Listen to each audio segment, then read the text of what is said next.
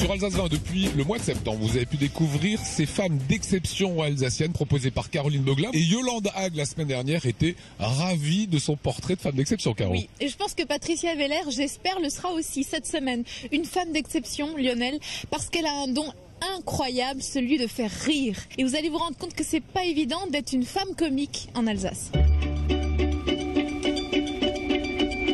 Bonjour Patricia. Bonjour. Tu sais que j'ai un gros problème.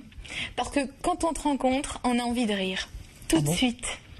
Est-ce que c'est pas fatigant au bout d'un moment d'être tout le temps confronté à des gens qui attendent de toi une parole amusante? Non, parce que c'est bien sympa quand même. C'est quand même mieux que si on se disait tiens, on va voir l'autre déprimé. C'est quand même mieux. Mais bon, si des fois je me dis attends, j'aimerais bien qu'ils voient que là, je suis pas juste un pitre quoi. Non, bien sûr, oui. Forcément. Alors que les gens qui savent pas faire rire me disent oh, t'as de la chance, tu sais faire rire. Donc voilà, c'est moche. Mais toi, tu le vois comment? Tu le vois comme une chance? Ah ouais, non mais c'est quand même un grand bonheur. Ouais. C'est quand même un grand bonheur parce que c'est vrai que d'être dans une salle où tu as des rires qui reviennent, tu te fais du bien aussi quand même. Non, ce serait quand même moche de dire ah bah non, je les entends pas ou non, ça fait. C'est très très jouissif le rire, c'est vrai. Tu penses que ça vient d'où? Tu penses que c'est un don? Tu penses que c'est quelque chose que tu as travaillé? Non, j'ai l'impression que c'est quand même un don. J'ai toujours déconné, toujours. Même à la maternelle, il paraît. Pourtant, t'as pas eu une enfance évidente? On a quelques petites photos, t'es super mignonne là-dessus. Ouais. Des bonnes joues. Ouais, j'ai des bonnes joues. Ouais. Tu es d'une famille modeste, donc ça peut être évident tout le temps. Bah, c'est-à-dire qu'il y avait vraiment rien de trop, quoi. Jamais. Et puis, on comptait beaucoup. Mais bon, c'était pas du tout, je peux pas dire attends, j'ai eu une enfance malheureuse. Ça t'a forgé aussi? Est-ce que ça t'a inspiré pour tes personnages? Oui, bien sûr, parce que j'adore les personnages. Je joue quand même rarement les grandes bourgeoises, que j'observe beaucoup, mais je joue pas très bien en fait. Et là, je saute plusieurs époques et on arrive à notre amie Marlise.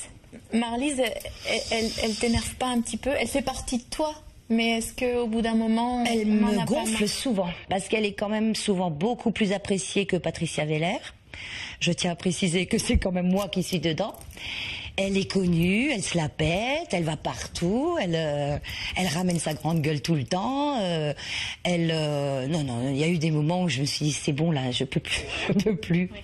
Et t'as toujours joué des personnages? Ouais, j'adore ça, et de plus en plus quoi. Et alors ce que j'adore de plus en plus, c'est jouer des hommes. Je sais bien que quand je suis déguisée, des fois je me dis mais quel bonheur, pendant 2 heures je vais pas être moi.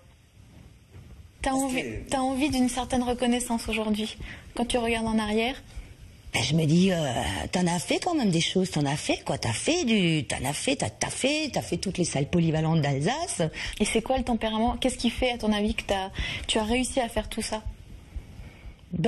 J'ai jamais été effectivement élevée dans le prout-prout. Donc, si tu peux pas accrocher tes fringues dans une super loge avec des lumières, un miroir et tout, je les accroche à un couvercle de chiottes. L'essentiel, c'était le public, c'est d'être au contact des gens, le plus proche d'eux possible. Ouais. Parce que monter sur scène, les gens ne savent pas, c'est quelque chose, quoi. C'est quelque chose, tu te jettes dans une arène, quoi. Et tu arrives dans tous les regards. Des fois, quand on fait les scouts, je me dis, attends, il y a 500 personnes, ça fait 1000 yeux.